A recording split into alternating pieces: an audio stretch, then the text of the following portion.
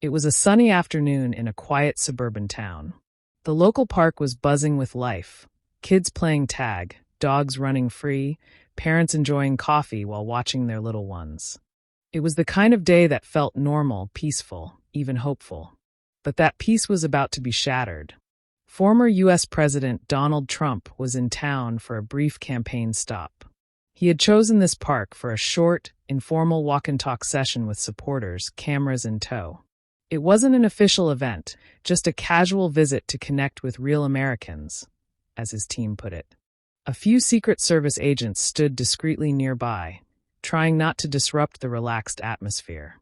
As Trump strolled past the playground, he waved to families, posed for a few selfies, and smiled at children who didn't fully understand who he was but recognized a celebrity when they saw one. Everything was going smoothly, until it wasn't. Child medium dark skin tone, boy light skin tone. The incident, a child's cruel words. Near the sandbox, a group of children were building what looked like a small fort out of sticks and sand. Among them was Jamal, a bright-eyed black boy around 9 years old, and Ethan, a white boy of similar age. The two had been playing together for several minutes, laughing, competing, even sharing a juice box brought by one of their moms. Then, out of nowhere, Ethan turned to Jamal and said loudly, "You can't play here. Go back to Africa." Silence. The playground seemed to stop. A nearby father dropped his coffee. Jamal's smile vanished. His mother, who had been chatting with another parent, stood up like she had been struck by lightning. Several adults nearby looked at each other in disbelief.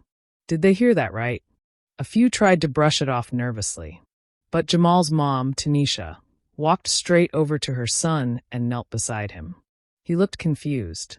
Hurt. He didn't even fully understand why he was being told that. Tanisha stood up, face tight with emotion, and turned to Ethan's father. "Did you hear what your son just said?" she asked, her voice shaking. Ethan's father, a tall man in sunglasses and a polo shirt, shifted uncomfortably. "Kids say things," he replied. "I'm sure he didn't mean it."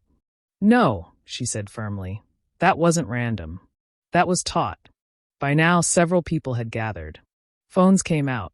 One woman was already live streaming. Tensions were rising, and Trump, standing just a few feet away, was watching it all unfold. In that tense silence, Trump finally stepped forward. His voice was calm, even paternal. "Look, folks, these are kids. Let's not make a big deal out of a little misunderstanding. They'll work it out." The reaction was immediate and fiery. A black father nearby shouted, "Are you serious? This is how it starts. You're the former president. You should condemn that." A Latina mother chimed in. "He just told a little boy to go back to Africa. And you want us to relax?" Trump held up his hands. "We've got enough division in this country. Let's not add fuel to the fire." Fire, social media explosion. Within minutes, video clips of the incident were on Twitter, Instagram, and TikTok. The hashtag park racism was trending. So was hashtag Trump ignores hate. One clip of Trump brushing off the incident with the words, "Let's not make it a big deal," went especially viral. Comment sections exploded. Typical Trump. Always downplaying racism.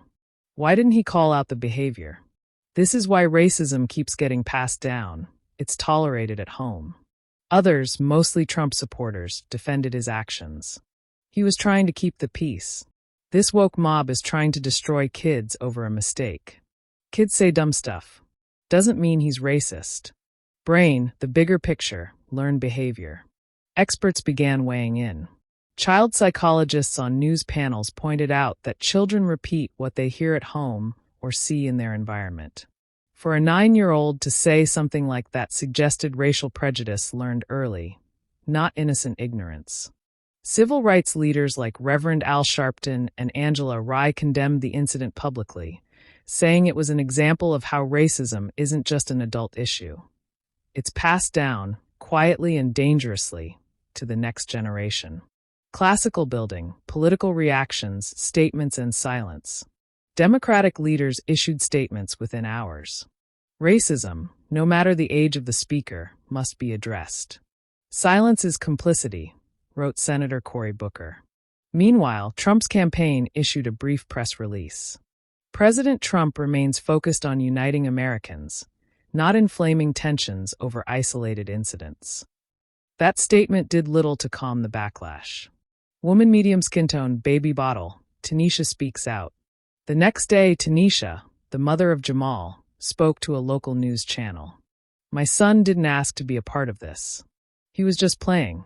And someone told him he didn't belong because of the color of his skin. And the former president?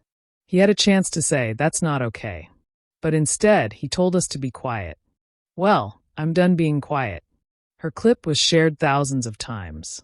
Parents from across the country sent messages of support. Some even organized a small rally at the same park the following weekend to promote anti-racism education for kids. Schools in the area began discussing how to address racism at a young age. The local PDA planned a special town hall. Several parents pulled their kids from playgroups where they felt casual racism was being ignored. What had started as a casual park visit had become a national conversation about race, parenting, and accountability. And while Trump's defenders doubled down, others saw his response as a missed opportunity, a moment where real leadership could have made a difference. So what do we learn from a moment like this? Sometimes the loudest lessons come from the smallest voices. A child says something hateful, and the world sees the mirror we try so hard to ignore. Leadership isn't just about policies or rallies. It's about what you choose to say when the cameras are rolling, and more importantly, when they're not. What do you think? Should Trump have spoken out more clearly? Is this just kids being kids? Or is that an excuse we need to stop using? Drop your thoughts in the comments. And don't forget to like, share, and subscribe for more powerful stories from the front lines of real life. Because this isn't just about Trump. It's about what kind of future we're building for all our kids.